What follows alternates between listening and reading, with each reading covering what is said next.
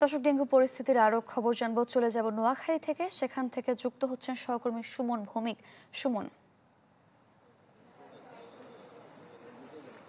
সারিকা, আসলে নোয়াখালীর 250 শয্যা জেনারেল হসপিটাল যেটি রয়েছে সেখানে আমরা সকালে এসে দেখতে পেয়েছি যে এখানে প্রায় 6 জন রোগী ভর্তি রয়েছে এবং কর্তৃপক্ষ আমাদেরকে জানিয়েছে যে গত আড়াই মাসে নোয়াখালীর 250 শয্যা জেনারেল হসপিটালে 70 জনের মতো রোগী ভর্তি হয়েছে, তবে এর মধ্যে কেউই মারা যায়নি।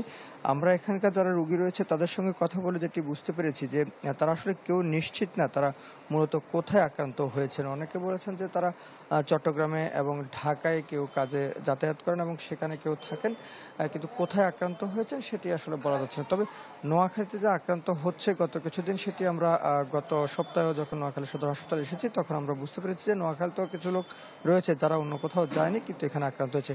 হাসপাতালে এসে আমরা যেটি দেখতে পেয়েছি সেটি হচ্ছে এখানে আসলে নির্দিষ্ট কোনো ডেঙ্গু রোগীদের জন্য কোনো ওয়ার্ড না থাকার কারণে জেনারেল যেসব ওয়ার্ড রয়েছে, যেমন পুরুষ ওয়ার্ড রয়েছে, সেগুলোতে মূলত ডেঙ্গু রোগীদেরকে রাখা হচ্ছে। অন্যান্য রোগীদের থাকার কারণে কিন্তু একটা শঙ্কা তৈরি হচ্ছে, যদি এসব মশা, যেহেতু মশাবাহিত একটি রোগ, ডেঙ্গু আক্রান্ত যারা রয়েছেন তাদেরকে মশা কামড় দেওয়ার পরে সেটা যদি অন্য কাউকে কামড় দেওয়া হয় তাহলে তারা আক্রান্ত হতে পারেন, কিন্তু সে সচেতনতা রোগীদের মধ্যেও নেই এবং হাসপাতাল কর্তৃপক্ষের মধ্যেও আমরা দেখতে পাইনি। তবে এখানকার যারা রোগী রয়েছেন তারা আমাদেরকে জানিয়েছেন যে হাসপাতাল কর্তৃপক্ষ তাদেরকে পর্যাপ্ত সেবা দেওয়ার চেষ্টা করছেন, যতটুকু ওষুধ এখানে রয়েছে সেটাও দিচ্ছেন এবং তারা বাইরে থেকেও কিনতে হচ্ছে এমনটা বলছেন। এখানকার সবচেয়ে যে বিষয়টি সেটি হচ্ছে সচেতনতার যে প্রয়োজন, সেটি কিন্তু আসলে কোনো রোগীর মধ্যে আমরা দেখতে পাইনি, না ডেঙ্গু আক্রান্ত যারা রয়েছে তারা বা সাধারণ রোগী যারা রয়েছে তাদের মধ্যে আমরা এটা দেখতে পাইনি।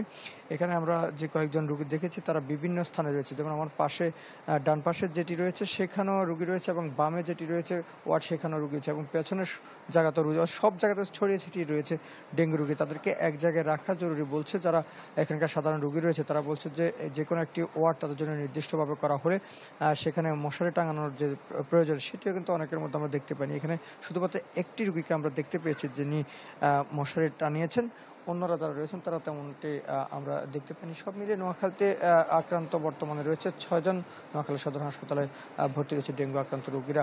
তবে আরেকটি বিষয় হচ্ছে নোয়াখালী যে পৌরসভা রয়েছে, আমরা পৌরসভার সঙ্গে কথা বলে দেখেছিলাম যে তারা আসলে কোথাও কোনো প্রকার মশাবাহিত যেসব রোগের কারণে মশারা যেসব জায়গায় রয়েছে সেখানে যেসব ছেটানোর কথা, সেই জিনিসগুলো কিন্তু এখনো পর্যন্ত দেওয়া হয়নি। এটি আমরা নানাভাবে পৌরশহরের যেসব সাধারণ মানুষ রয়েছে তারা বলেছেন যে গত বছর যেভাবে এইসবগুলো দেওয়া হয়েছে কিন্তু সেগুলো বর্তমানে দেওয়া হচ্ছে না।